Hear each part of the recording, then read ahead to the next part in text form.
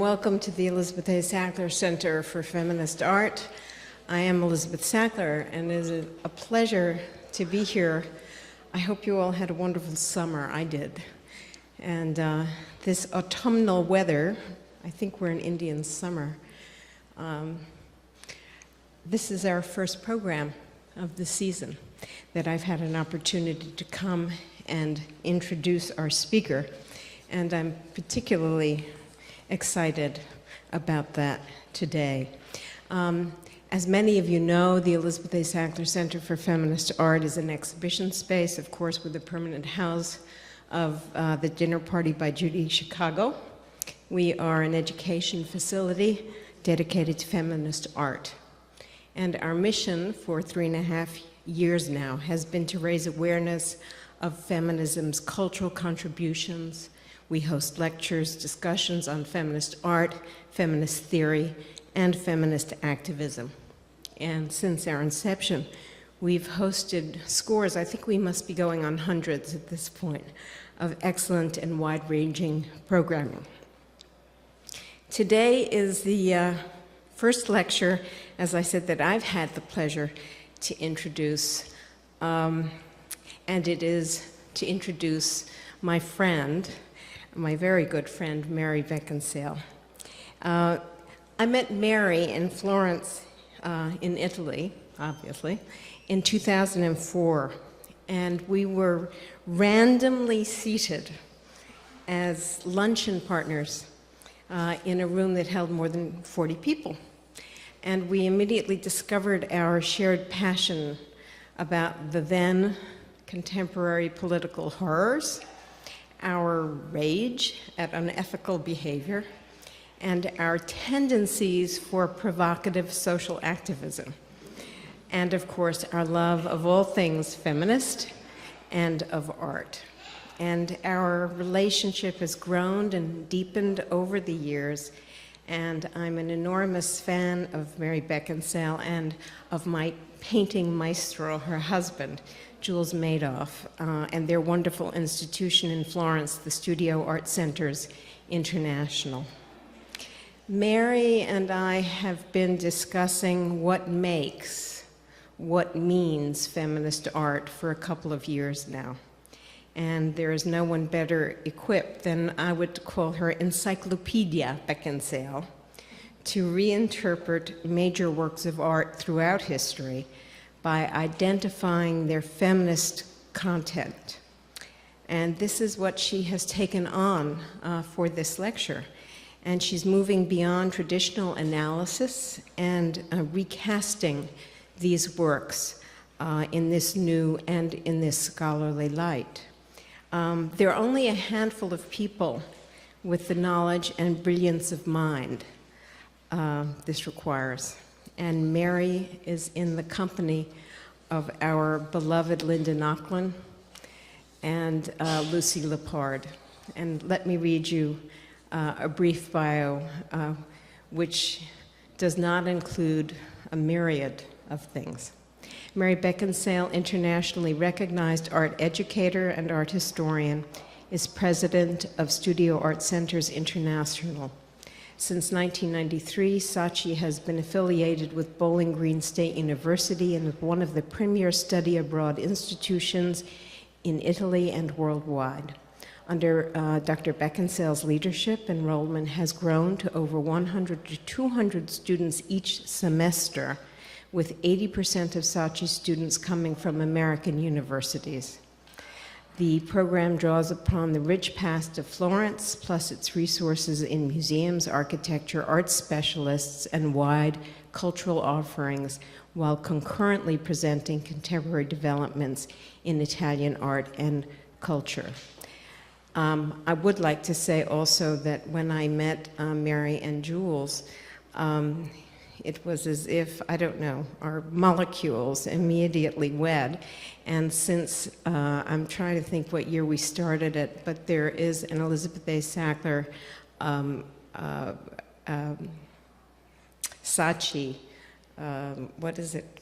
Thank you, scholarship, which is, provides a young woman student artist to come and supports her at Saatchi and the year in Florence, which has been a wonderful thing, and I'm delighted to have done that. Mary received a degree in art history from Cambridge University and a master's degree in philosophy from the Warburg Institute in London in 1968 with a thesis on the conquest of Mexico.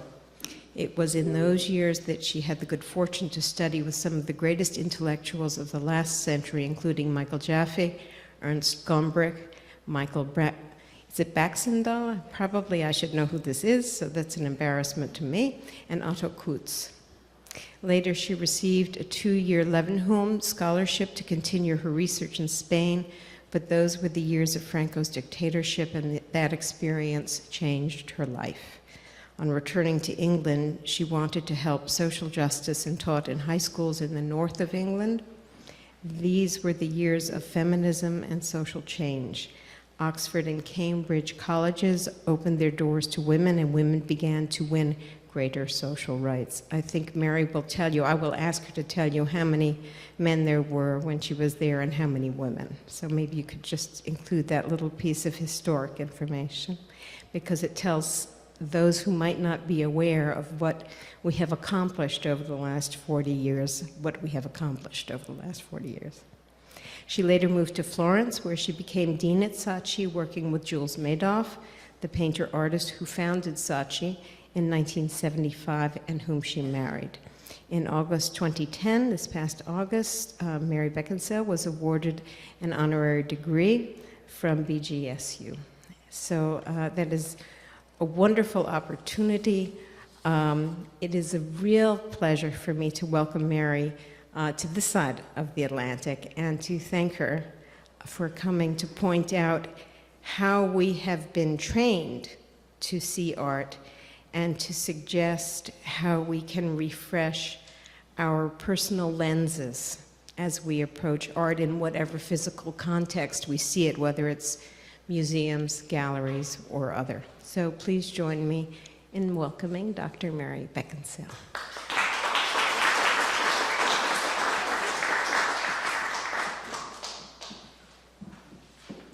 Well, I hope I live up to that extremely enchanting introduction. And obviously, first of all, I want to thank Elizabeth for inviting me to talk at the Center, but also to the Brooklyn Museum for giving me this possibility of talking to you. So today, this lecture grew out of a discussion that I had over 2 years with Elizabeth, which is, what is feminist art? Is it art that is produced by women, or is it actually the content? Is it actually the content of the work that should be feminist or not feminist? And on that challenge, I thought, well, as an art historian, as a trained art historian, I'm going to look back into the past, into the iconic pieces that we know from the past, and say which of these are actually indisputably feminist. And there are a lot of pieces that, you can argue one way or the other. A piece like Judith of Holofernes by Artemisia Gentileschi, you can't completely take that with you. But so I decided I would select 4 and see what happened selecting 4. So it's a sort of experiment that I went through. And if any of you are art historians or teachers, it's an experiment you might try for yourselves to actually, look back over the work you love and see if any of them are actually feminist in content. Do come and sit down, there's lots of seats. So that's where I started from. But before I actually go through the 4 pieces that I selected and worked on, and I have to say that in this instance, my definition of feminism is the simplest one, all right? It's the idea that a work of art could portray the power, the independence, equality, dignity, and identity of women. But before actually starting on those 4, I want to go through a few other images just to put you into a sort of context. Now, the oldest artworks that have been found anywhere in the world are these artworks that come from the Paleolithic or the Neolithic. And they're so-called Venuses, and they actually date from as far back as 35,000 years ago. And the first Venus of this kind was found in the Dordogne over a century ago, and it's related to the artwork of the Cro-Magnon.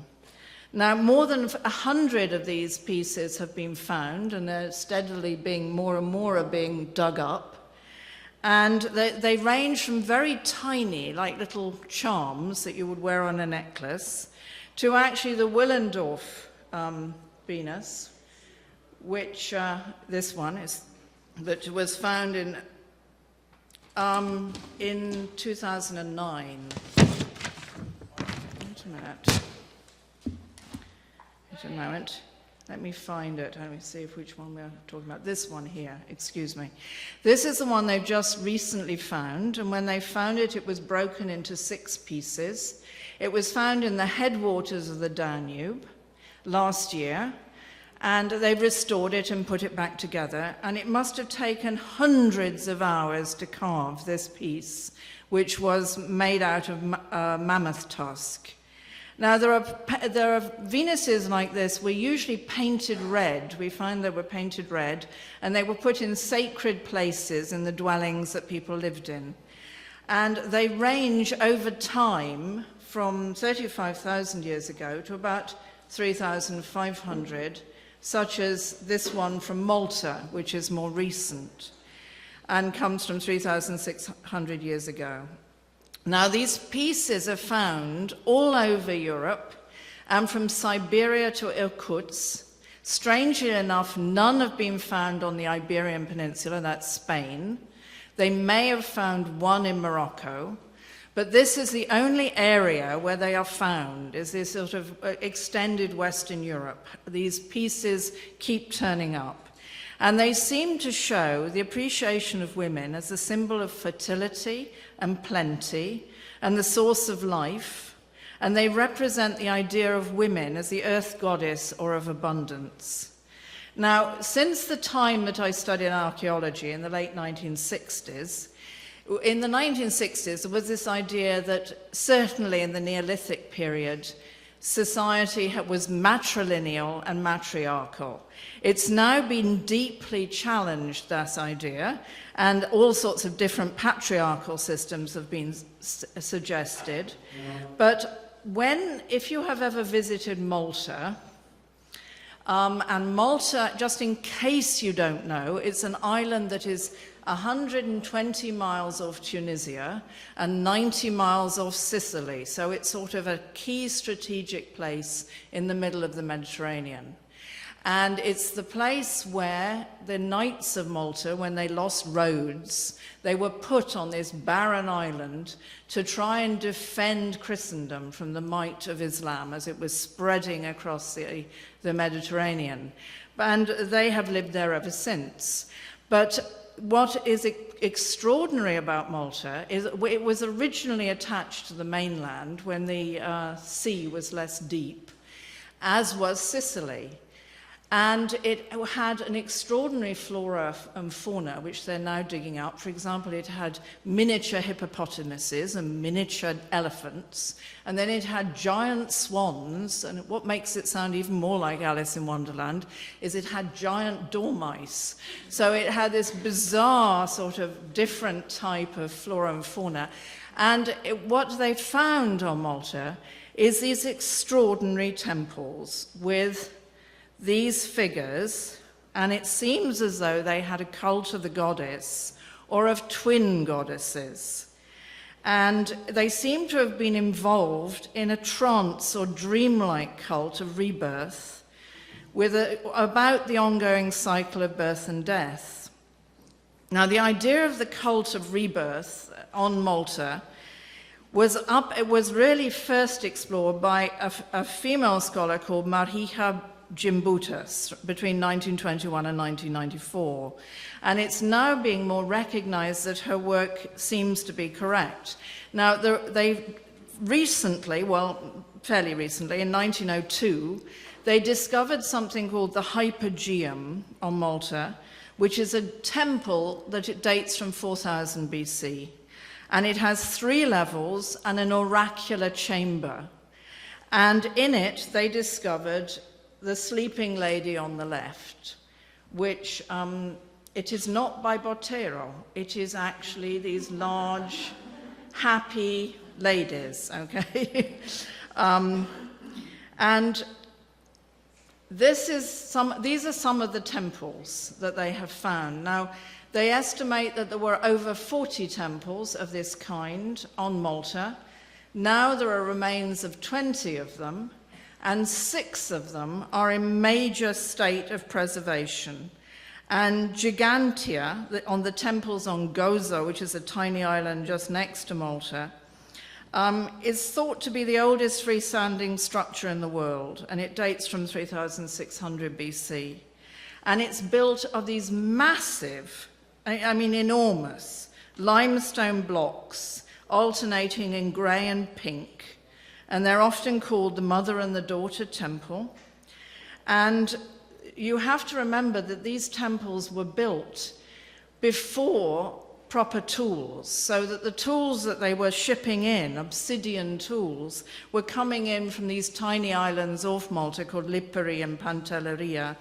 And these temples have walls that are 6 feet high and blocks that weigh over 50 tons. And they're in clover form of circular shapes, and they seem to be very female and womb-like. And you can clearly see where the places where there were curtains, where there were libations, and there were sanctuaries. And they're decorated with beautiful geometrical decorations.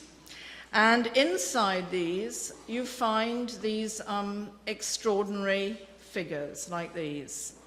These, what we could call fat ladies, basically.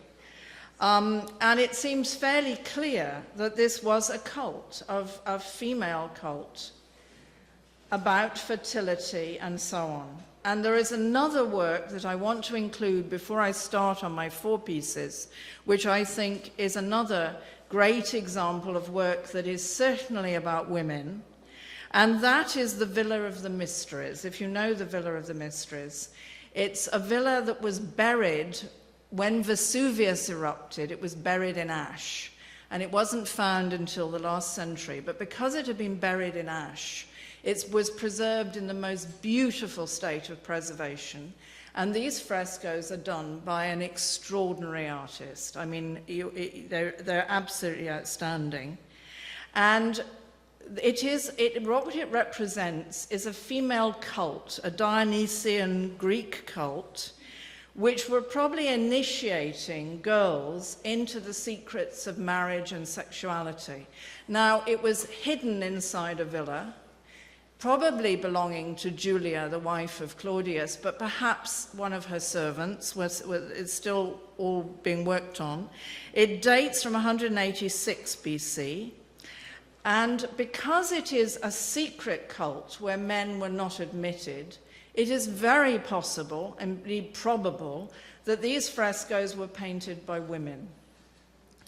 Now, the best discussion on this work is by this extraordinary scholar, a woman called Bice Benvenuto, and she wrote a book called Concerning the Rites of Psychoanalysis, or The Villa of the Mysteries. And if you look at some of these frescoes, for example, the figure running in a state of terror is the initiate, who's terrified by what she's going to find. And it's quite complicated. There she is. And this figure on the left is Dominia, the matron of the Dionysian rituals. And they take you through the punishment that is actually delightful and the unveiling of the phallus. It's a very complicated and deeply profound ritual. And this is what she says about it, because in many ways what she says about it is better than what I can say. The frescoes lead you through the terror of initiation to enjoyment, knowledge of ecstasy and shame, but not of guilt. This is too complicated a subject to really go into depth here, but it needs to be noted as a major feminist work. It shows a work that deals with reality, representation, reason and experience, being and non-being. It shows that the real is neither rational nor is it truth.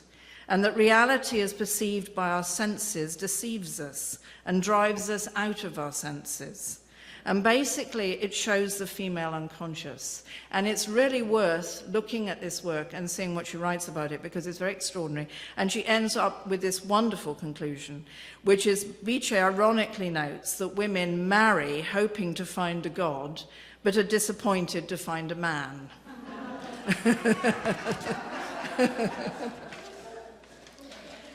So after this introduction, I want to go on to the 4 works that I've chosen today.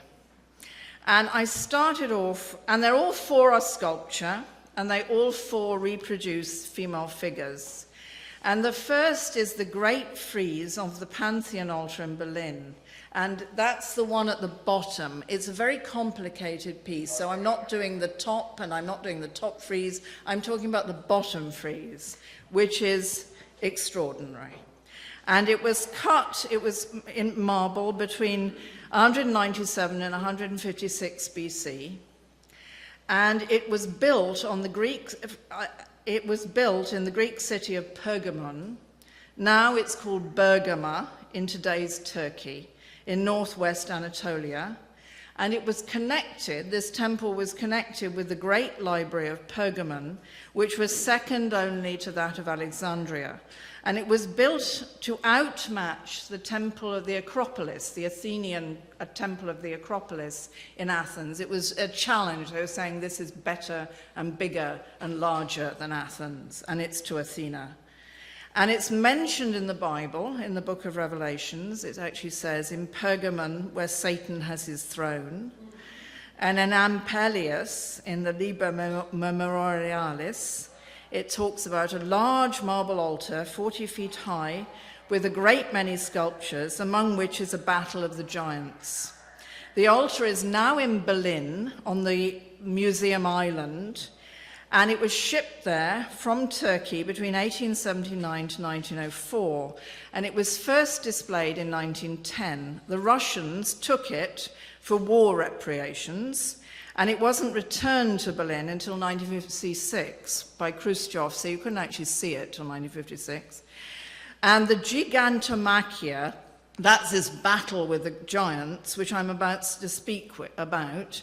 It's 371 feet long, or it's 113 meters. Now, although the Greeks didn't use those measurements, the interesting thing is it doesn't matter how you measure this, the measurements always come out as prime numbers, so that's quite peculiar.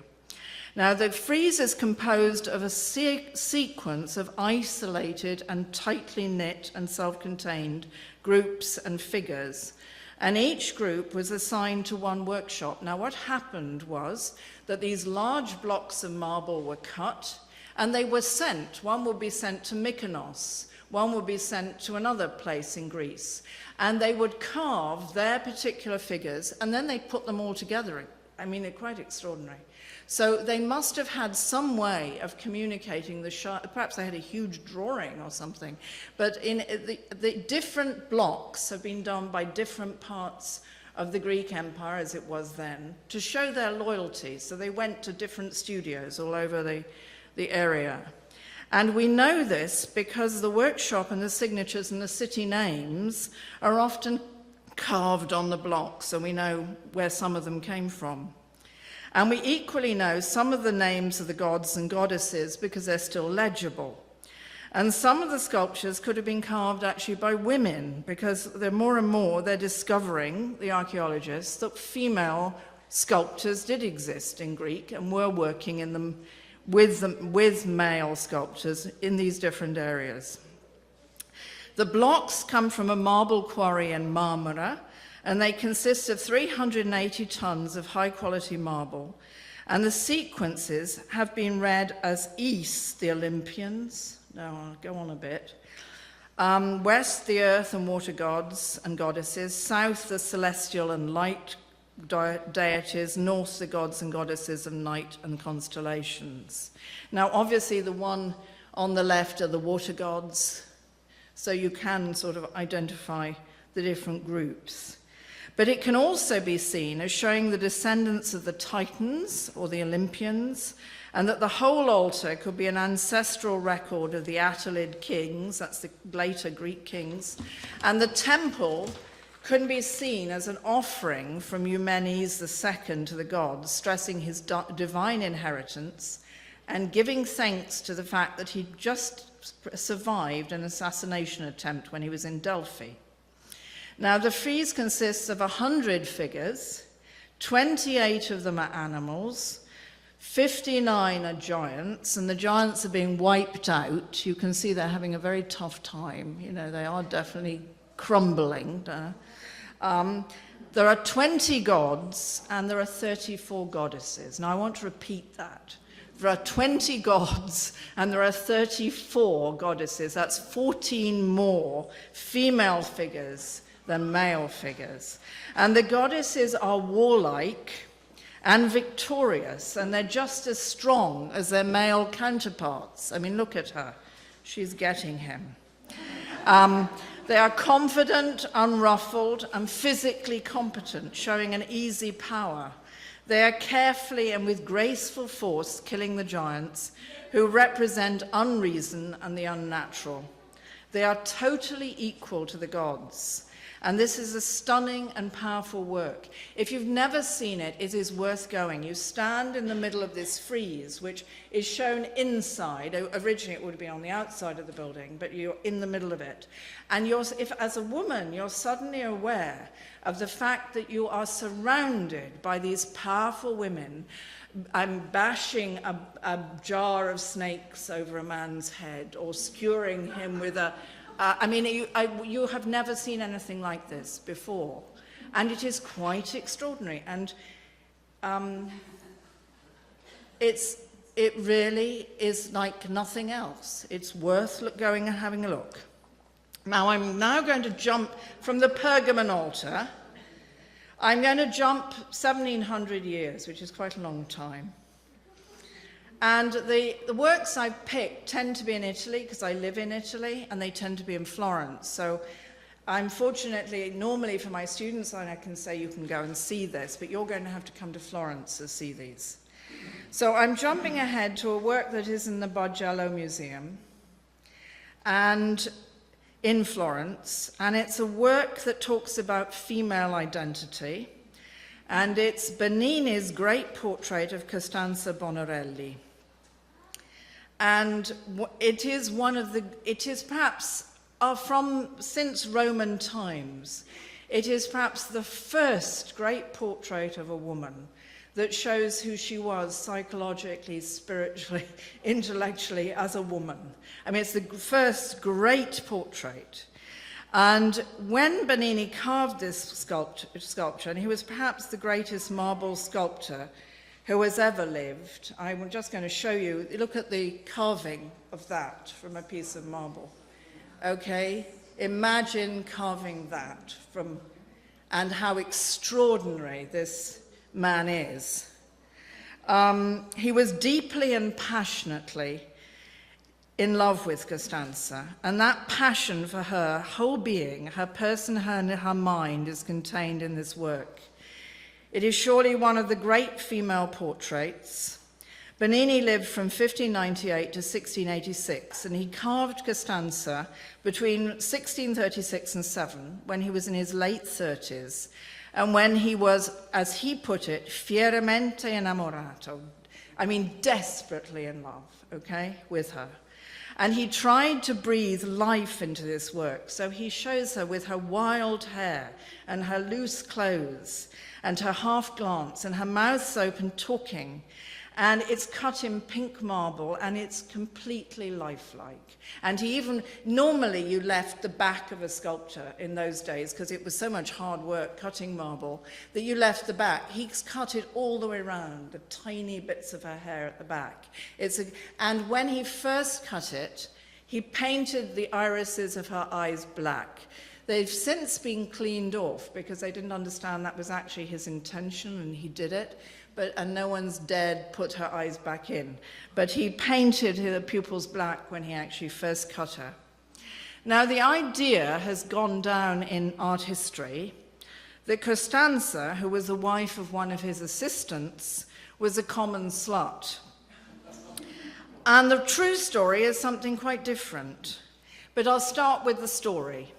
And the story is that when Lorenzo discovered that his brother Luigi was coming out of her house and he suspected the worst, he attacked Luigi with an iron bar and broke 2 of his ribs, and Luigi rushed off and hid in a church and slammed the church door, and the Reverend Mother had to come and drive away Lorenzo, who was trying to kill his brother for having had a, sexual relationship with his girlfriend. And so Bernini tried to kick the door down, insulted the Reverend Mother, and then the nastiest thing you can imagine, really. He sent his servant round with 2 bottles of wine as a present to Costanza, and when he presented her with the wine, he slashed her face with a razor. So this beautiful woman that he loved so much, he is actually the person he attacked. At this point, the Pope, Urban VII, for whom Bernini was working, intervened.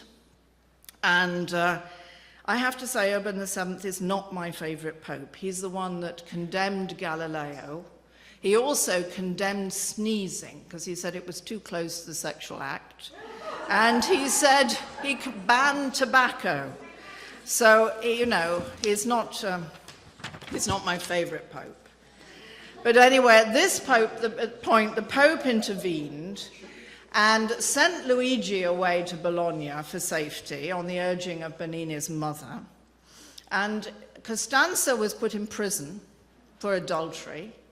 The servant was put in prison for slashing her face, but Bernini got off with a small fine and was told by the Pope that if he settled down and married a good woman, all would be forgiven. So Bernini was then married off to the daughter of a rich lawyer, Caterina Tezio, who the Pope selected for him in 1639, and with whom he went on to have 11 children.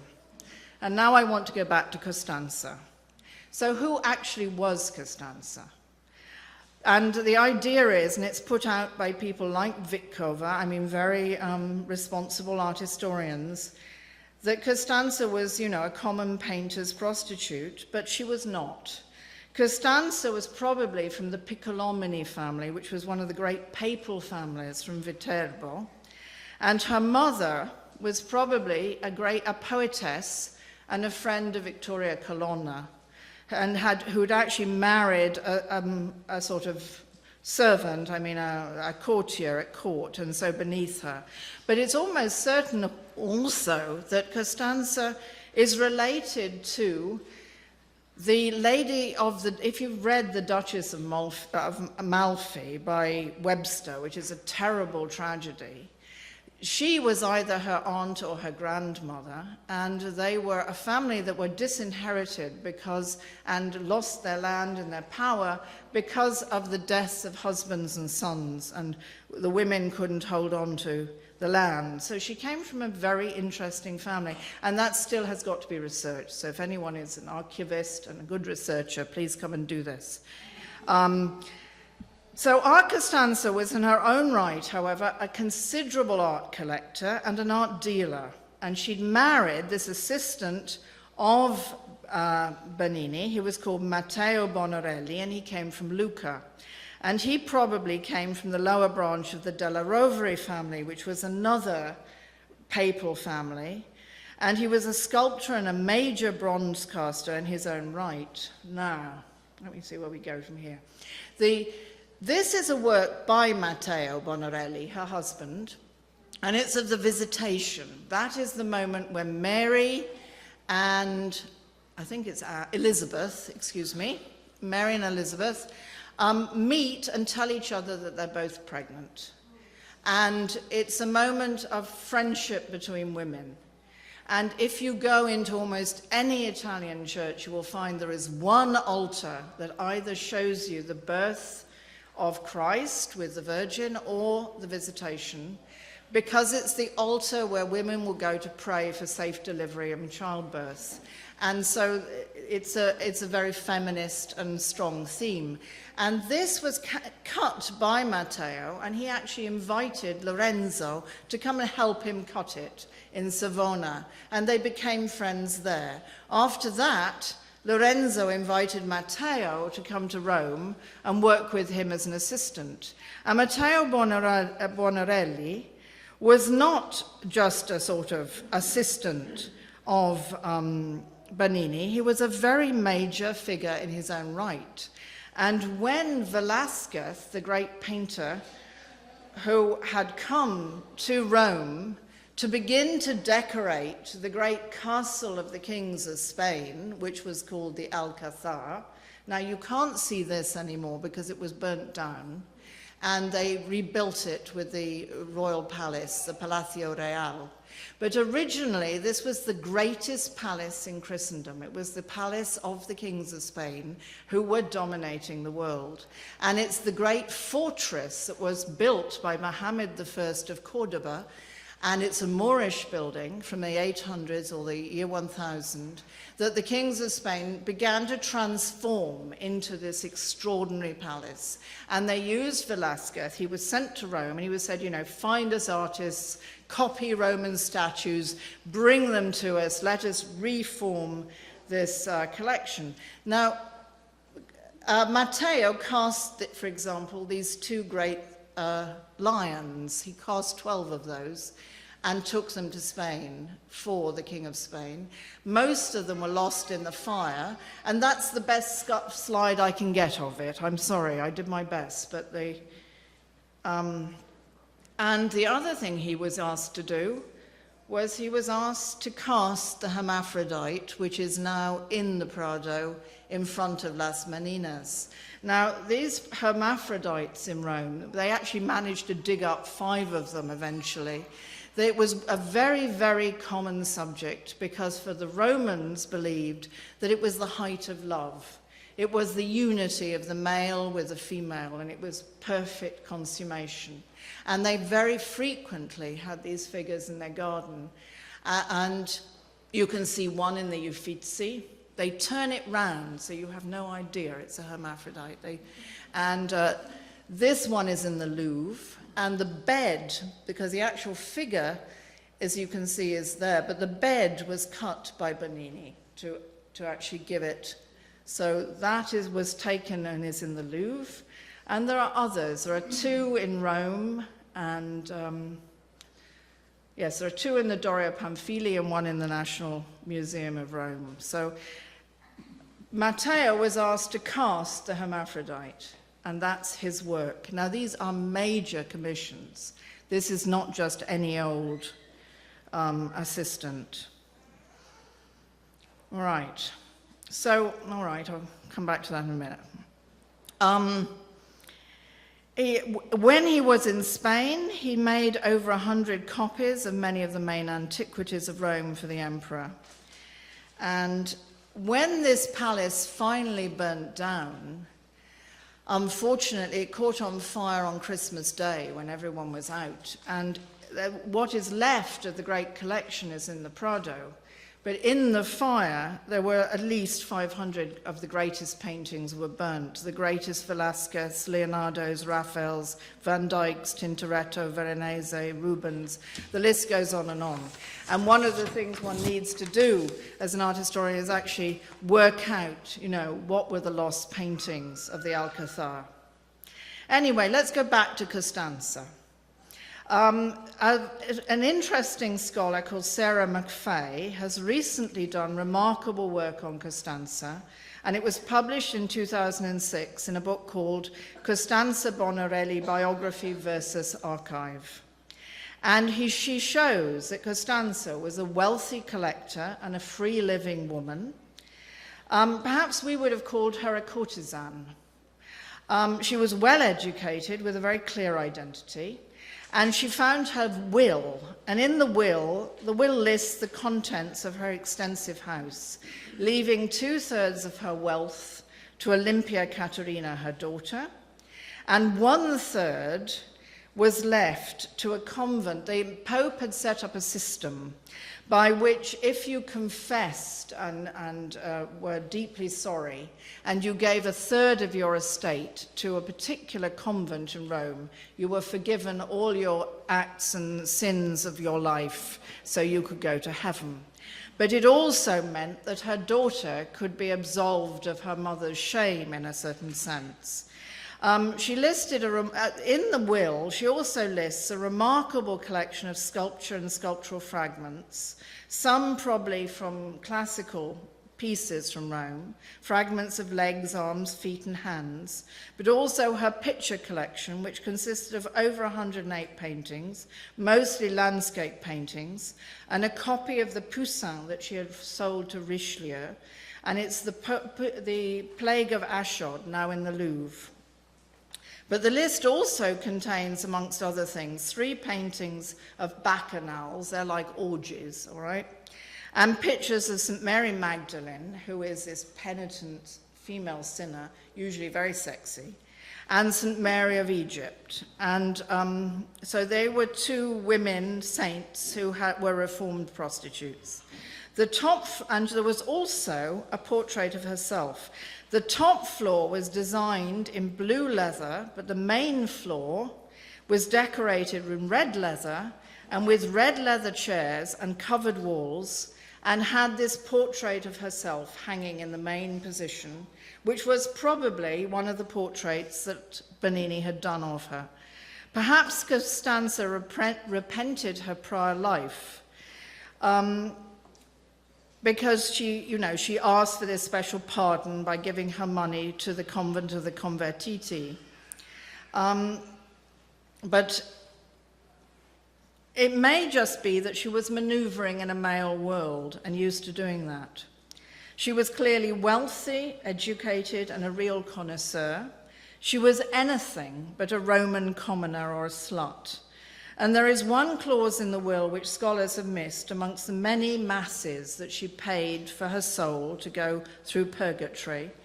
She also, and of course there's a mass that she pays for at the time of her death, but she also specifies that at the day after she dies, that a mass must be said in one of the 7 key pilgrimage churches of Rome, which is San Lorenzo fuori le mura. And it's obvious it's her last mass to Lorenzo, her great love of her life.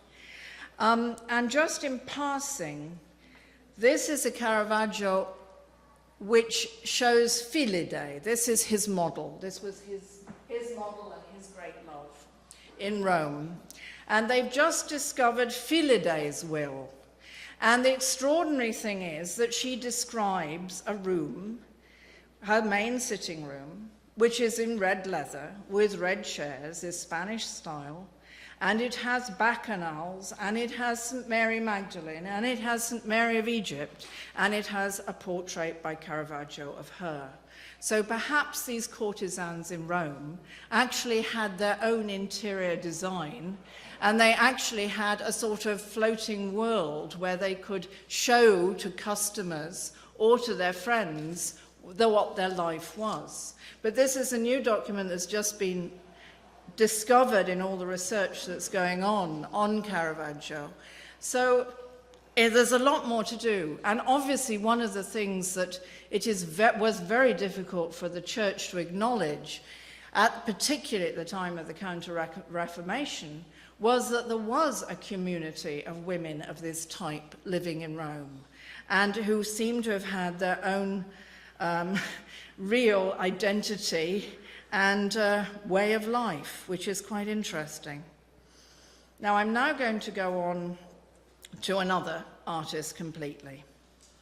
And I'm now going to talk about a work that is in Florence, in the Pitti Gallery, in the Modern Art Gallery. And it's a work, this one here, it's called The Mother or Maternity. And it's done by Adriano Ceccione.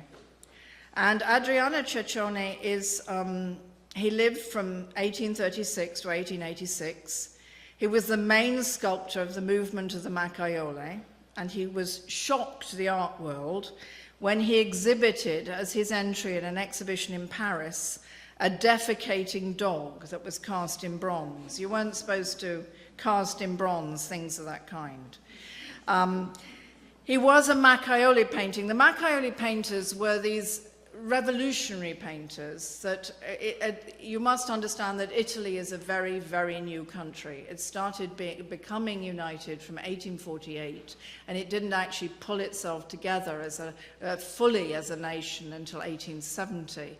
And all these young painters actually fought against the Bourbons in the south, against the Habsburgs in the north, for a united Italy. And whenever there was a ceasefire and the lines were redrawn, the place they fled to was Tuscany, because it was the only republic and a place where they could be safe. So they gathered in Florence and they met in a particular cafe on Via Cavour, and they discussed all the liberation of Italy, but they also discussed what is the new art that we are going to make in the new country that we are going to make, in the new built Italy. And this is a picture that Adriano did of them sitting in their cafe in Via Cavour, discussing, the art of the future. And just to mention an aside, the guy in an enormously tall hat at the back, which is almost as tall as Abraham Lincoln's hat, isn't it? He was actually an artist called Silvestro Lega, and he, inside his hat, kept rolled up posters, a pot of glue and a brush. And whenever he was in a street where there were no police, he whipped out his posters and glued them up on the wall, calling for the independence of Italy. So in that hat is a glue pot. But just to go on, though what they were discussing as the new art of Italy, and it very much came from the idea of Mazzini, and then it goes on into Baudelaire and into the French and into the Impressionists. It begins in Italy, is this idea of a new art that reflects the reality of our times, the actual things, instead of going back to neoclassicism and the Greeks and the Romans, to actually paint the women and the peasantry and the fields and the ordinary things of Italy, and to fight against the oppression of women, of peasantry, of Jews, of Protestants. And this work may not immediately strike you as particularly revolutionary, but if you look at it, it is a peasant woman. It's not just a woman, it is a peasant woman. And she's in her milking shoes, and she's just finished breastfeeding her baby, and it is that extraordinary moment in breastfeeding, and if, as mothers you probably know this, when the baby's had enough and it reaches back and gives you a smile, it says thank you, and there's this extraordinary smile between the mother and the baby, and you can almost hear the laughter between these two figures.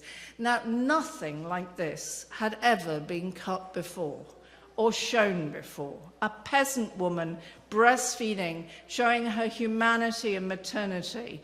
This is something absolutely extraordinary. And it won a prize in the Turin exhibition of 1880. And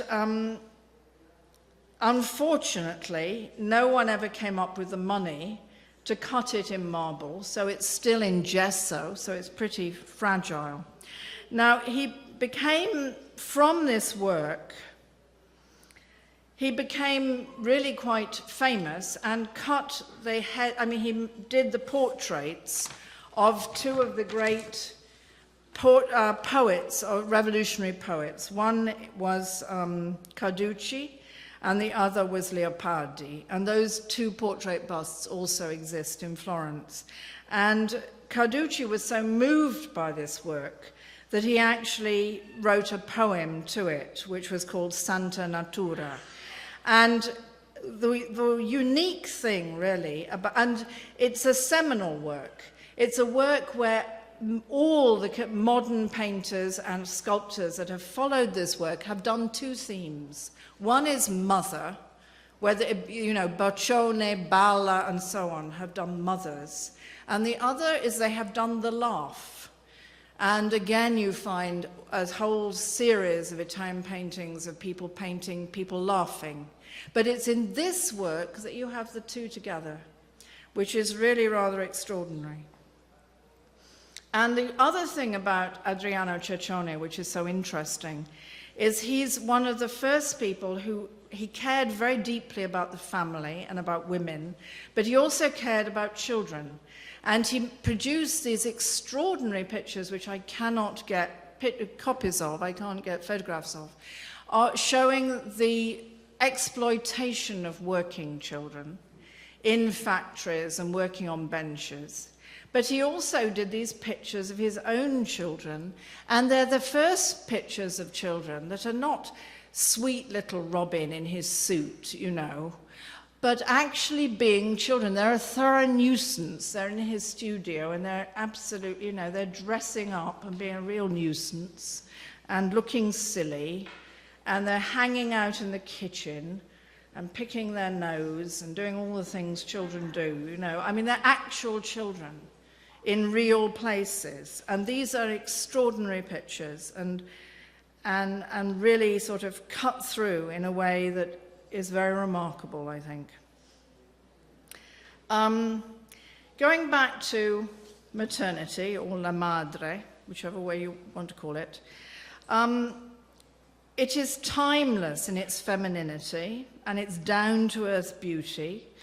And Ceccione tried to show the beauty of the ordinary or the ugly, you know, challenging the bourgeois canons of beauty and aesthetics.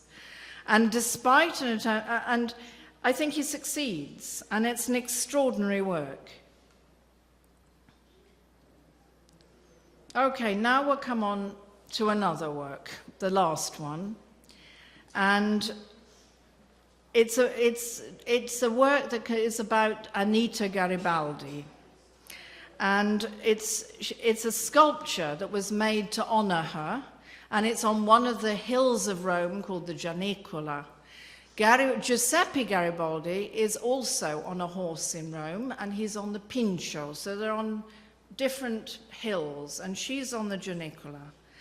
And it's a work of propaganda that was very much orchestrated by fascist propaganda, but despite this, it still has a very great power. Now, Anita Garibaldi, whose real name was Anna Maria de Jesu Rivero de Silva de Garibaldi, lived from 1821 to 49, and was a great revolutionary heroine of the Risorgimento. She was Brazilian from a Portuguese family from the Azores, and Garibaldi was the military arm of the Risorgimento. The Risorgimento, the freeing of Italy, was made by three men. It was made by Mazzini, who was a Republican, by Cavour, who worked for the kings of Piedmont and eventually brought the whole of Italy into a monarchy, and Giuseppe Garibaldi, who, as a military expert who had worked as a guerrilla fighter in South America, came and actually raised the troops and defeated the different military opponents in the south of Italy and moved up Italy, liberating Italy. Garibaldi actually met Anita in South America. They were to marry, and she bore him 4 children, dying pregnant with the 5th on the retreat from Rome in 1849. She died at the Guccioli farm in the marshes, trying to reach the coast near Ravenna. She had been married very young to an abusive older husband, and she ran off with Garibaldi, who it is reported to have whispered to her the first time he met her, "You must be mine." And this is the description that Garibaldi wrote of Anita. She was an amalgam of the 2 elemental forces, the strength and courage of a man and the charm and tenderness of a woman, manifested by the daring and vigor with which she had brandished her sword and the beautiful oval of her face that framed the softness of her extraordinary eyes. They were married in 1842, shortly before returning to Italy. They were deeply in love, and she never left him, going with him on all his campaigns in South America, and later returning with him to Italy and following him from Sicily through the southern campaigns. And, okay, let's find a picture of her. This is what I'm talking about, the one on the right.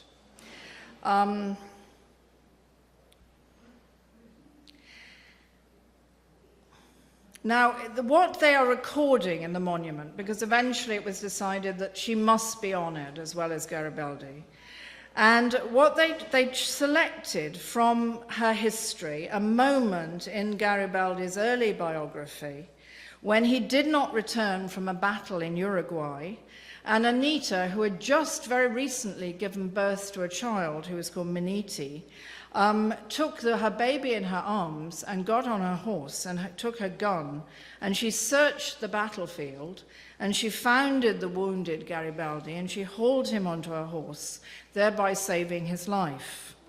And this particular statue that is now on the Janicula was made by Mario Rutelli in 1932. And he's a sculptor who you probably have never heard of, but he did make a monument for sailors that is in Aberystwyth in Wales. And the monument was inaugurated by Mussolini on June the 1st, and it's really an example of how myth and memory, and even the family of Garibaldi, were manipulated and used for political ends by Mussolini. But it is a heroic and powerful monument. If you think of monuments to women, how many monuments? I mean, this is the only one I know that shows a woman in full action. Now, part of it is a bit silly. You couldn't possibly have stayed on your horse riding side saddle, and you certainly couldn't ride a horse side saddle holding a baby and firing a pistol in the air. But it is fairly inspirational. However, if you go back, the original Garibaldi, Friends of Garibaldi, had actually commissioned this work. This is the one they wanted, which is much closer to the truth in a sense. She's got her rifle stuck in the back of her saddle. This was commissioned in 1928 by someone called Antonio Sciortino. And it's the only thing we have are these photographs of the bozze, the first clay of the monument. And you can see, unfortunately, why fascists preferred the other more heroic one, because I prefer this one.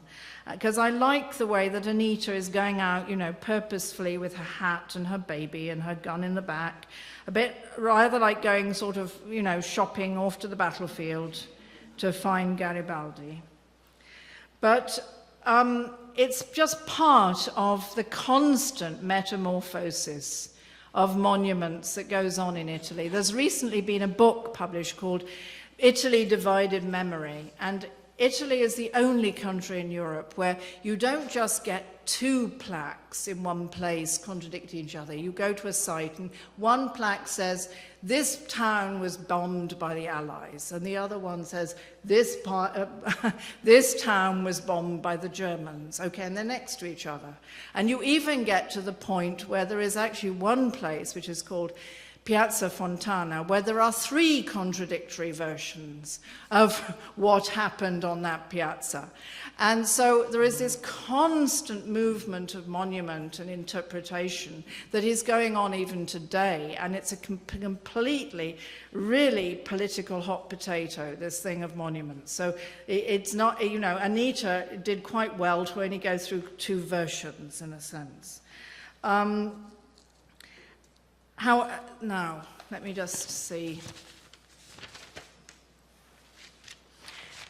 And just to sum up, really, the one of Anita is the one in action, and the one of Garibaldi, so extraordinarily, is the one that is passive and still. And he is surveying the city of Rome, which he never succeeded in taking. They had to add Rome very much later on to the independent Italy. And both of them, he never succeeded in actually completing the unification of Italy. But this is a very extraordinary and actually inspirational monument for all its problems. Now, to sum up quickly, those are the 4 works I chose, and I found that there were works of art that I had already looked at, or that came from the iconic work that you study, you know, when you study art history, that I truly believe are feminist in content. And it's rather strange when and we know from the work that the National Museum of Women in the Arts has done that there were over 3,000 women artists. And you get something like the Frederick Hart textbook that we use in Florence on the Renaissance, for example. And until 15 years ago, there wasn't a mention of a single woman in the book. I mean, not a single female artist was mentioned. Yet there are all these female artists, and if you really begin to look at the works of art, they actually are female in content as well. But, so why is it we haven't seen that? What is going on that this is not, that we don't see these works and actually understand that they are feminist? And that led me to another thought, because one of the things that my old professor told me when I was in the Warburg was that one of the curious things, for example, the Greeks did not know how a beehive was structured. They thought the bees just buzzed in and out.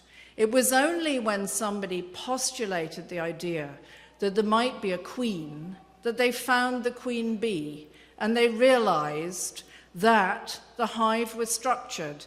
And I think what is happening is we have not got the eyes to see the female artists or the feminist works because we have been so conditioned.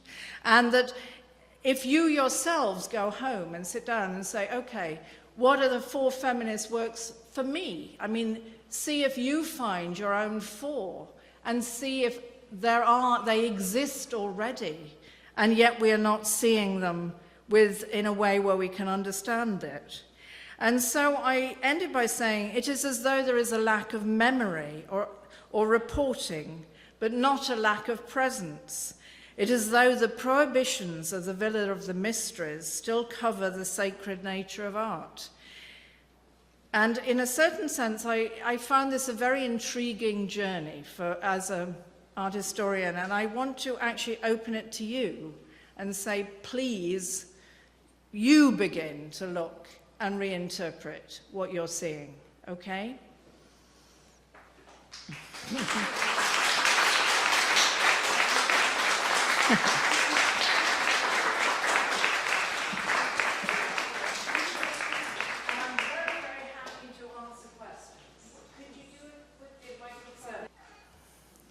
Yes. Did you say it was, when you were talking about the 5,000 female artists? 3,000 is what I... Did you say it was 50 years ago that they were mentioned? 15. 1-5, yes. I was checking the editions of Frederick Hart, and I found it was 15 years ago. He did not have a single female artist in the book, which is really quite interesting. Yes? I was in Rome last summer looking for female imagery, and I went to the Villa Borghese, yeah. Borghese, yes, sorry. And that statue, one of the statues was from there, but the statue of Anita, I don't think I saw it there. Where is that? No, the Bernini, the Apollo and Daphne, is in Villa Borghese, and indeed the Pluto, which I used to show the fine cutting of the marble, is in the Villa Borghese. The Anita is on the top of the hill behind the Vatican. You have to go up the road behind the Vatican, and she's up there. What's the name of the building? It's on the top of the hill, and it's called the Gianicola. Wait a minute, I'll look it up so that I don't get it wrong. Wait a minute. I'll find. It's Gianicolo. But there are a lot of other works that I, was half thinking of talking about, like the Artemisia Gentileschi, Judith and Holofernes. But some of them you can give more than one interpretation to. And what I wanted to do with this was take indisputable examples of what I thought you really could not argue that this was not feminist in its actual content. But there are many, many others out there which probably are, but you've got to really make certain you really question what is going on. Well, for example, Botticelli's The Birth of Venus, would you see that as a sort of indication of a feminist vision, The Birth of Venus? I'm afraid I don't think I would. I think it's much more a male vision. And I think it's much more a work of pleasure for the Medici. You know, there's a lot of painting of women that is mild porn. It's erotic. A lot of art was painted and made for the sexual market, and still is. And it doesn't mean that it's an evil market, because sexuality is part of where we all live, particularly in our private homes and so on. There's no reason not to have, art that appeals also to different senses. So I'm not saying that in a way of putting it down, but I'm saying that I believe that work belongs to that category. Yes. That question the comment actually inspired the question, which was, can you think of a work that is explicitly sexual in nature, made by a male artist and is feminist? I think the closest you get is perhaps Goya's Mea Nuda Desnuda. He did these two versions of the clothed naked and the naked woman. And that extraordinary nature of that is that she is not a beautiful, elegant lady of the court. She is actually a macha, she's a sort of peasant gypsy girl. And he treats her with enormous respect and likes her style, okay? And it is erotic, but it is extremely respectful to her and who she is, and the fun of who she is, okay? Because she's enjoying it. It's not something that is imposed on her. So I would quote that as showing that you can do it. It doesn't have to be oppressive. Yes. The bust of Costanza, there are very visible striations in her face, and color is showing. Now, what is the chronology of that? That isn't... That's not after. No, he used a very pink marble. He picked a piece of pink marble that looks like flesh. It's probably a pretty bad slides or photograph, so excuse me. But no, I mean, we don't know what her face was like afterwards. But we do know that she lived a very prosperous and successful life and left a good inheritance to her daughter, and that she appears to remain married to her husband, who continued to work as a very notable sculptor. But it must have been a huge scandal, the whole thing. Yes. It's in the Bargello in Florence, and people go around the Bargello and they walk straight past Costanza. She's usually right next to the box office, the place you buy the tickets, and everyone walks straight past. They take no notice of her whatsoever, and she is certainly one of the greatest sculptors of all time. It is quite, it makes me very sad that she was recently exhibited in a exhibition they had on the Baroque portrait as the central piece. But she is really remarkable. And, the way her dress is opening with a button, you can almost see inside, and the bits of hair. It is the most extraordinary piece of carving and of portraiture. If they put it under a plastic box, people would look at it. Isn't that sad? But he also painted portraits of himself with her, and then when they quarreled, he cut off her side and ripped it off, and we only have his portrait, and we've We don't know where she has gone. So he tried to really obliterate her. And he got rid of her portrait bust. He like gave it away, or, you know, in complete, you know, to sort of, to be further humiliating in a sense, to just dismiss it. But it is one of the all-time pieces. Yeah. What is the context in which that sculpture was created? I don't think Love. Well, he created it for himself, right? He created it for himself in total passion. It's as though, you know, this was someone that was so important to him that he had to immortalize her forever, exactly as close to her being alive as he could make her. Okay? And you can feel that when you see it. It's like a huge statement of love.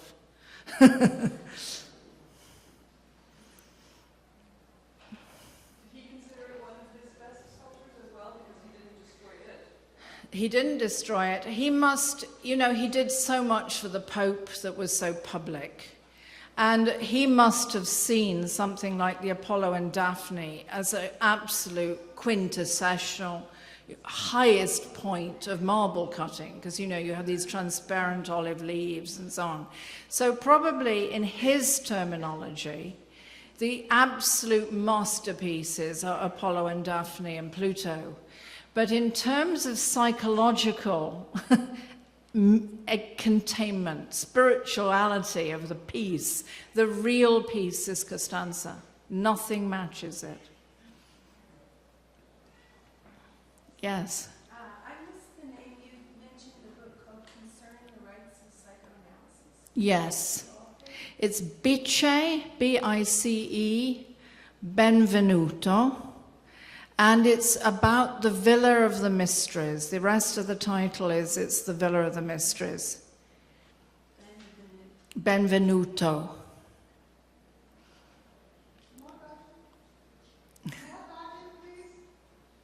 Yes. Yes, do you suggest that museums and galleries and whomever is involved in the arts world to have like a biennale of feminist, you know, art and artists and something that, like, say, is the century of women or women or Perhaps.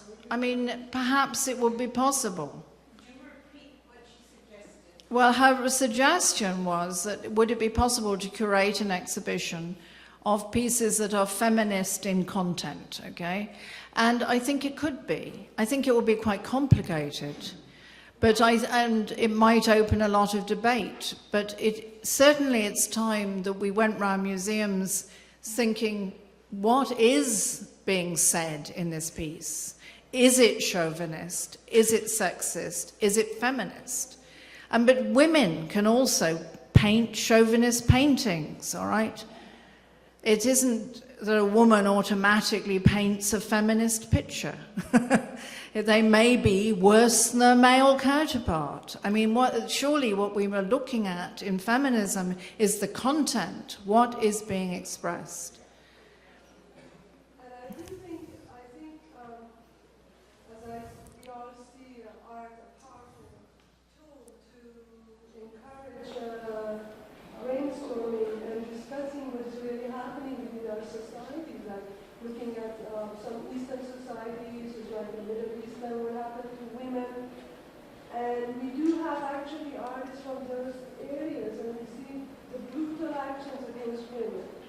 And to my surprise, I do not see the Western Hemisphere to do and bring up these women work, and just to create discussions like this. But I do see very few people.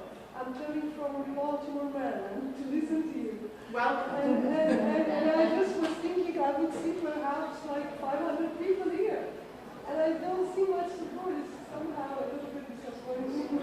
I personally like my audience. Welcome. I wish we were more, you know. But I think one of the interesting things, you know, if you look at sculptures that are in public display in Florence, and you have these sculptures of the rape of Persephone, you have the cutting off of the head of Medusa, You know, it is very welcome to have a sculpture which is showing women in power without being raped or having their heads cut off, okay? I know that's a very simplistic way of saying it, but I do think it is worth actually focusing on these ones that really are inspirational for women. Please ask a question, a man. I'd love to have a question from a man as well. You're looking very uncomfortable. Yes? It's a bit of a jump in time and location, but I wondered what you thought of those pre-Raphaelite women. I think, what do I think of those pre-Raphaelite women? Now I'm really going to take this on, because you have to understand that when William Morris and Rossetti married working class women, and they were both from shop girls, they could never sit down again at table with their friends from the bourgeoisie.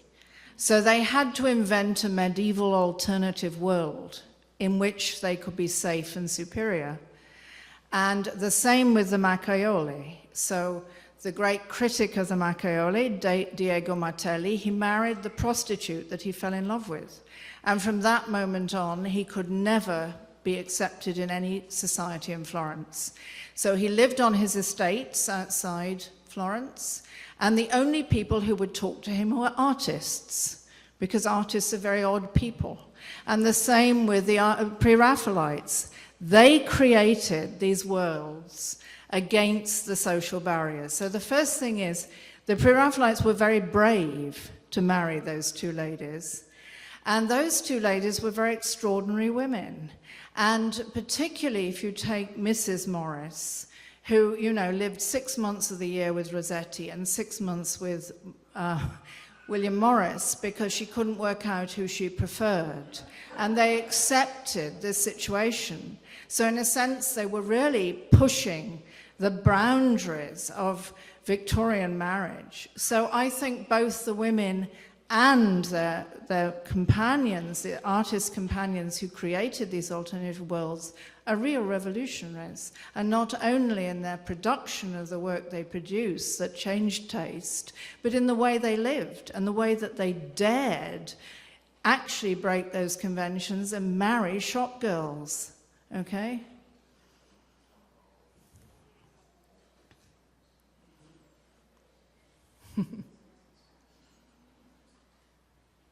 No, one of the, if anyone's looking for a good thesis topic, one of the things that somebody needs to study is Teresa, who was the wife of Diego Martelli, who was an extraordinary woman, quite clearly. And he met first when he was initiated into sexuality, as all men were, by going to the bordello. And he fell in love with her and married her. And she was obviously quite a remarkable woman. Yes? A question about the capability of both female and male artists to work with feminist themes, to present the feminist theme. Are they equally capable, or do you think there's any edge in either direction at this current time in history, or any other? I don't know, because one of the problems with art is that very often the subject does not necessarily reflect what actually happens. You know what I mean? That subjects escape from the artists themselves, that what is expressed is, for sociological, psychological, whatever reasons, you know, you can take a work that is supposed to be saying this, and it's actually saying the opposite. So I don't think that it's necessarily consciously done by male or female. I hope I'm answering your question. I think that we still have a long way to go to show the power of women. And perhaps neither one sufficiently appreciates that power at our level of development. Perhaps that's the problem. perhaps. I mean, I think that the work that was glorying in sort of the maternity, the fertility, the prophecy from dreams, these things from those are powers of women, and I don't want to go into some sort of, you know, hippie dream world, but there are elements to what has been shown in the past that really show a force to the internal power that women should be expressing, that I'm not sure that present day work is expressing. Yes. I haven't been able to articulate this in this context, but there is this theme going around in my head over the course of the last 30 years where we've learned more and more and more and more about women artists. Right now, the Jewish Museum has Robert Kushner hanging in the feminist show. If that's an improvement to what I'm trying to say is basically it's sort of a strategy. You have to, I think, encourage male people to express their feminist tendencies. I have never met a male who will admit to being a feminist, and yet there are plenty of them. They show up, they're interested, they're sensitive. But I think like we need to award a male feminist for being feminist. In other words, they just don't know what to call themselves. You have to meet the director of this museum, Arnold Lehman. Yes, yes, I know. Yes, I do know that, and he does admit to it, of course. But you know, an artist, for example, who might be tempted to do a feminist piece, what we would call a feminist piece, might also be insecure about his reception because he might be booed out of the hall, you know. So I think if you, other people agree, I don't know if they do, that males are welcome to express feminist thoughts and images, and encouraged even, because the more we have that, there should be a compounding of numbers. This way we would be you know, limited just to those of us who have become enlightened somehow. I agree. I couldn't put it better, so all I can say is yes. Yes. Can I ask, I'm just so curious about your perspective of a very contemporary artist. Which one? Well, that's not that contemporary. I'm thinking specifically of this Cindy Sherman film stills, and how you perceive them as feminist or not. Is that a fair question? Yes. I think that anyone who is exploring gender, and I think what she's doing is exploring gender and identity, because of the nature of feminism at the moment, that is part of the discourse, and therefore it is feminist. I'm not sure if it's timeless. It may be a passing discourse, because what she's doing is looking at, you know, could I be this, could I be that, might I have been this, I mean, that exploration of who I am and what is my sexuality and what am I. That may just be something that, you know, is a fashion. We'll have to wait and see. But in the context, contemporary context, it certainly is feminist. It may be nothing in the future.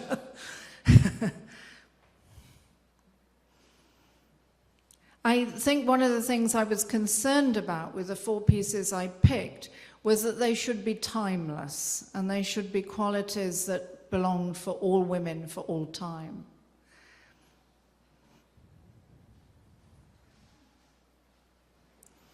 Anything else?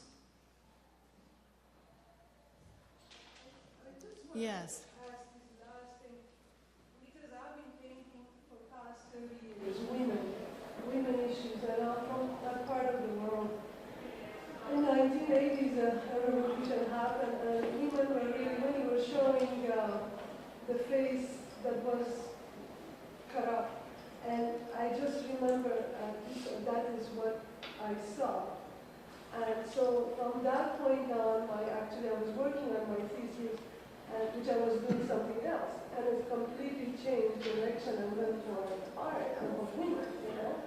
And what you just mentioned about her question about finding oneself, what you are, who you are, where you're going, and all of that, and just sudden changes in the society, or just looking at the history of women, you know, what we have gone through and the fact what you mentioned about the conditioning and how we as women are conditioned by men understanding of the world and our roles and how to be. It's just like we are really given the path by men. If you look at our prophets, for example, for leaders and countries, for like societies that are run by men, and they actually designate for us how to think, what we feel, what to do, what not to do. It's just like, and I see myself for past 2 years painting, and I can't even bring anything else unless you just see the faces, the women that I paint, that I happen just to paint faces with all the feelings in it. And I know I have been pushed away because you can see through the eyes of these women, which I don't know, I just...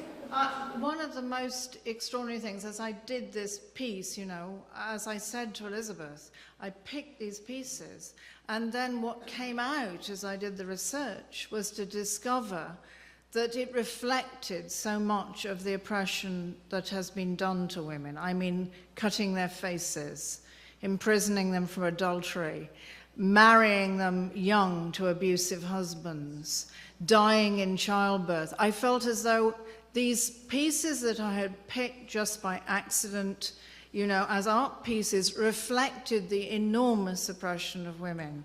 And I thought that was very extraordinary, that it came out even in these four, you know. I think that's why it's suggested, I wish there are more art galleries or museums to address that even now we hear stoning a woman because... Well, fortunately we have this one, so I feel so happy you're all here and that we are giving support to this that is so important and so unique. Where are you from? I'm sorry to ask you. Well, I was born in Iran. Okay. But I came to study and I heard what had gone wrong about women and so on. And even in daily news, still this woman is to stone to death. So, well, thank you very much. I think that as a society, women have been suppressed in Western thinking, Western religion, all stuff like that. I read a book by Simone Kim, which is it was a non-fiction book, but she was the daughter of a pastor, and one day she realized how her religion was put up into a pedestal, and women were seen as sinners, just almost put together that in the meal. And there's all Western religions, Judaism, probably Christianity, and Muslim have a patriarchal spin to them. And I think until we can find a new way that this is what our society mirrors. I have to say, as a woman, a work that speaks to me as feminist is a Matisse work. And I don't know the name of the painting because I'm not an art historian, but it's women dancing in a circle. Oh, the dances. Yes, the dances. And I always feel as a woman, it captures joy of friendship. Some, you know, doesn't, I'm interested in your opinion on that. So. Beautiful, beautiful piece. And also it, again, doesn't have guilt, you know, it's this sort of pagan innocence of the dance. And one of the reasons I think I picked some pieces from antiquity was because in both the Pergamon altar and the Villa of the Mysteries, there is not that sense of sin attached, you know, which you so often get to nakedness in Western art.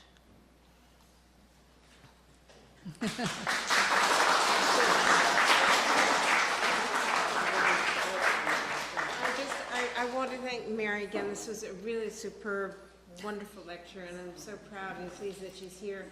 And thank you all for coming.